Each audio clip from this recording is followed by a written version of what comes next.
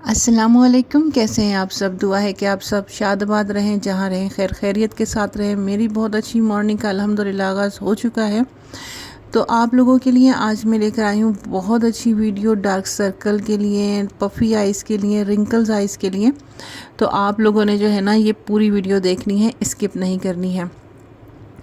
तो यहाँ मैंने जायफल ली है। जायफल को मैं इस तरह से क्रश कर रही हूँ। आप इसका पाउडर भी बना सकते हैं। हाफ़ टी स्पून जो इसका मुझे पाउडर चाहिए जायफल का। जायफल वैसे तो हमारे गरम मसालों में यूज़ होता है, खानों में खुशबू के लिए, टेस्ट के लिए इसे हम यूज़ करते हैं, लेकिन यहाँ हमें रेमेडी के लिए यूज़ करें, क्योंकि जायफल जो है वो डार्क स्पॉट हो और डार्क स्कार्स हों, फेस पे पिगमेंटेशन हो, उन सब चीज़ के लिए जो है जायफल का आप कंटिन्यूसली यूज़ करेंगे तो ये बहुत ज़्यादा इफ़ेक्टिव होता है। जायफल को इंग्लिश में जो है नटमेग के नाम से जाना और पहचाना जाता है। तो ये बहुत इफ़ेक्टिव हर्ब है, इसे आप ज़रूर यूज़ कीजिएगा। हाफ़ टी स्पून इसका मैंने पाउडर ले लिया है और 1 टेबल स्पून मैं इसमें बेसन का लूँगी। आपको जितने मतलब रिक्वायर्ड हो ना, आप उसी हिसाब से बना सकते हैं। क्वांटिटी आप यही रख कर ये बनाते रहिएगा। आगे मैंने इसमें 1 टेबल स्पून ये बेसन का ऐड कर दूँगी। फिर इन दोनों को मैंने अच्छी तरह से मिक्स कर लेना है।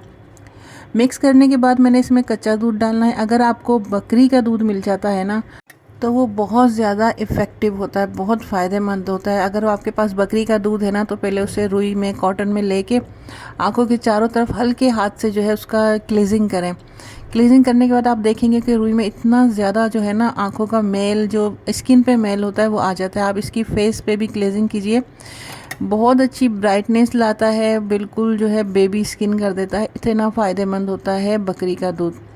फिर मैंने इसमें कच्चा दूध डाल दिया है और दूध इतना डालना है कि एक गाढ़ा सा पेस्ट बन जाए, एक मास्क की तरह। फिर इसे आँखों के चारों तरफ लगाना है, जैसे मास्क अप्लाई करते हैं ना, ऐसे लगा लेना है। और ध्यान रखना है कि आँखों के अंदर नहीं जाना चाहिए। चारों तरफ आंखों के लगाना है, ऐसा नहीं कि बस आँख के नीचे नीचे लगा लिया, इससे कोई फ़ायदा नहीं होगा। आँखों के ऊपर भी इसे लाजमी लगाना चाहिए।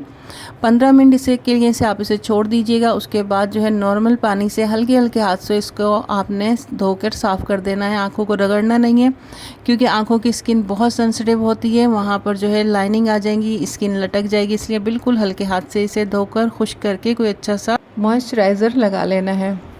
और इस पैक को, इस मास्क को हफ्ते में 2 बार लगाना है। उसके बाद मैं आपको एक बहुत ही ज़बरदस्त क्रीम, आई लॉक्सल के नाम से ये ट्यूब है, ये डॉक्टर से रिकमेंडेड है। ये मैं आपको बता रही हूँ। आप जो कॉस्मेटिक्स की क्रीम्स वगैरह आइज़ की लाके लगाते हैं उल्टी सीधी, उसमें सिर्फ अच्छे वाले लोशन ही डले होते हैं, आइज़ से रिलेटेड कुछ नहीं होता। इसमें वो तमाम इंग्रेडिएंट्स है जो हमें आँखों के लिए चाहिए होते हैं, जो हमारे आँखों के रिंकल्स के लिए, डार्क सर्कल्स के लिए, पफीनेस को दूर करने के लिए ज़रूरत होती है। एआई का भी ज़माना है, आप वहाँ जाके इसको सर्च कर सकते हैं, आपको मालूम हो जाएगा कि कितनी बेस्ट क्रीम है। फ़ायदा होने के बाद भी आप इसे नहीं छोड़ेगा, क्योंकि अगर कोई प्रॉब्लम नहीं भी हो तो रिंकल्स की प्रॉब्लम तो आनी ही होती है। तो बेहतर है कि आप पहले से ही इस क्रीम का यूज़ करती रहें। तो आप मुझे दुआओं में याद रखेंगे जब आपको फ़ायदा होगा और जब आप ये तमाम चीज़ें यूज़ करेंगे। और क्रीम तो ये बहुत ज़रूरी है यूज़ करना। छोटी क्रीम है, थोड़ी सी महंगी होगी, लेकिन बहुत ज़्यादा फ़ायदेमंद है। इधर उधर फ़जूल चीज़ों पे पैसे ज़ाया करने के बजाय, टेंशन लेने के बजाय बेहतर है कि सीधे जाके ये क्रीम लें और इसका यूज़ करना स्टार्ट कर दें। उसके बाद इन तमाम चीज़ों के बाद जो बहुत ज़्यादा फ़ायदेमंद चीज़ है ना, वो है किशमिश। काली किशमिश, जिसे ब्लैक रेज़न कहते हैं, वो मिल जाए तो बहुत अच्छी है। 7 से 8 दाने रात में भिगो के रख दें और सुबह नहार मुँह से खा लें। धो के भिगोना है, क्योंकि जो पानी जिसमें आप भिगोएंगी वो पानी भी आपने पी लेना है। आयरन की कमी दूर करने के लिए ये बेस्ट होता है और इसका इस्तेमाल बहुत ज़्यादा जो है फ़ायदेमंद होता है। हेयर लॉस में भी ये बहुत ज़्यादा इफ़ेक्टिव होती है, वो मुझे हकीम साहब ने बताया था। और ये भी मुझे एक हकीम साहब से ही इसका डार्क सर्कल के लिए जो है मालूम हुआ था। मैं अपने स्टूडेंट्स को बताती हूँ, एक के बहुत ज़्यादा डार्क सर्कल थे तो उन्होंने ब्लैक वाली राइज़न खाई थी, लेकिन जैसे ही थोड़ा सा फ़ायदा हुआ फिर छोड़ दिया, तो वो फिर वापस आ जाते हैं। तो ठीक होने के बाद भी इन चीज़ों का इस्तेमाल करते रहें, कंसिस्टेंसी के साथ चीज़ें इस्तेमाल करते रहें, तब जाके फ़ायदा होता है। ऐसा नहीं है कि आपने 1 वीक 2 वीक चीज़ें यूज़ की, थोड़ा सा फ़ायदा हुआ छोड़ दी, या थोड़ा सा फ़ायदा आपको नहीं मिला तो भी छोड़ दी। ये जितनी भी चीज़ें मैंने आपको बताई हैं ये बहुत ज़्यादा फ़ायदेमंद हैं, आप इसका इस्तेमाल ज़रूर रखिएगा। किशमिश को भी हमेशा खाते रहें। किशमिश खाने में कोई मज़ायका तो नहीं है, किशमिश कोई नुकसान की चीज़ नहीं है। इससे आप याददाश्त भी बेहतर होती है, हेयर फॉल भी दूर होता है, हमारे जो है बोन्स वगैरह को भी ताकत मिलती है। तो इतनी फ़ायदेमंद चीज़ें हैं, हम इन्हें क्यों ना यूज़ करें।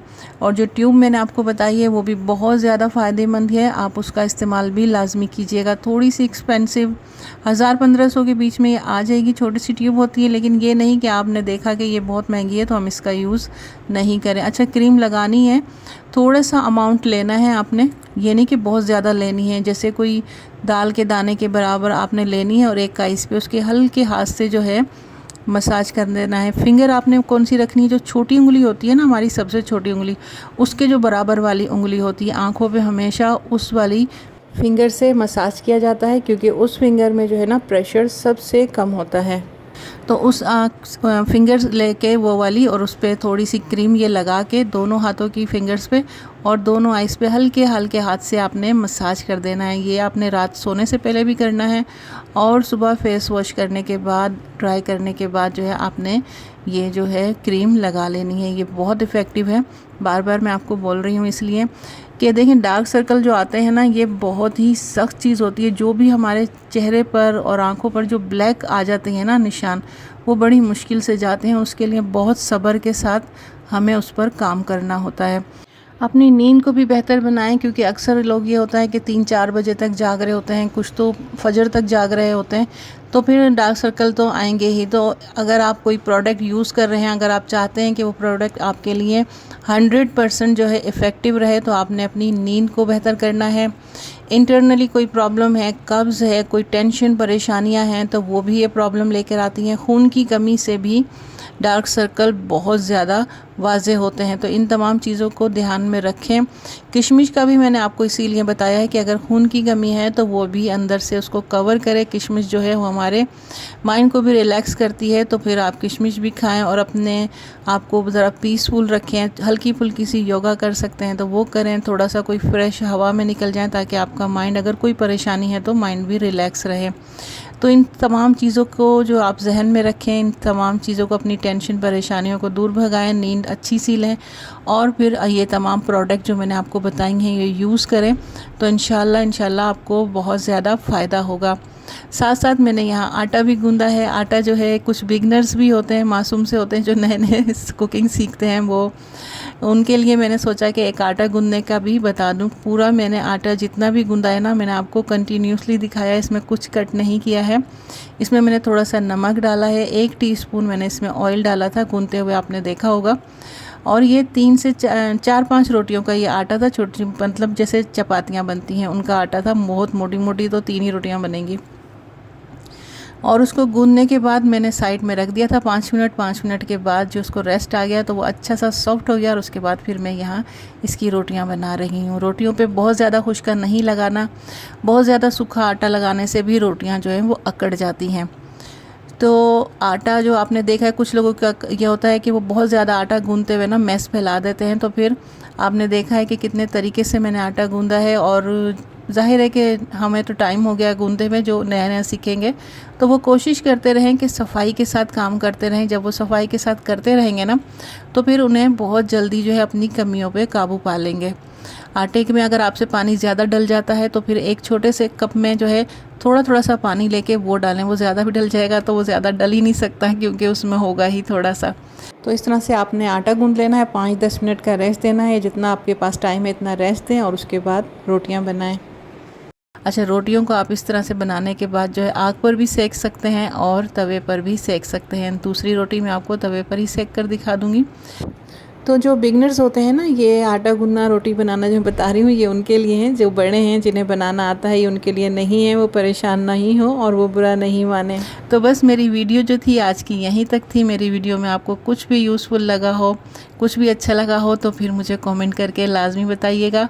और उम्मीद है कि आप मेरी वीडियो को सपोर्ट करेंगे जितना हो सकता है, जहाँ तक हो सकता है। तो प्लीज़ मेरी वीडियोस को सपोर्ट कीजिए, और सपोर्ट के लिए आपने मेरी वीडियो को लाइक लाजमी करना है। लाइक नहीं करेंगे तो फिर कोई मकसद नहीं रहेगा सपोर्ट करने का। सब्सक्राइब कीजिए, लाइक कीजिए, और अपनी फैमिली फ्रेंड के साथ हो सके तो शेयर कीजिए। और कमेंट करके मुझे ज़रूर बताइएगा कि मेरी रेमेडी और मेरी रेसिपी आपको कैसी लगी। इसी के साथ इजाज़त दीजिए। अल्लाह हाफ़िज़।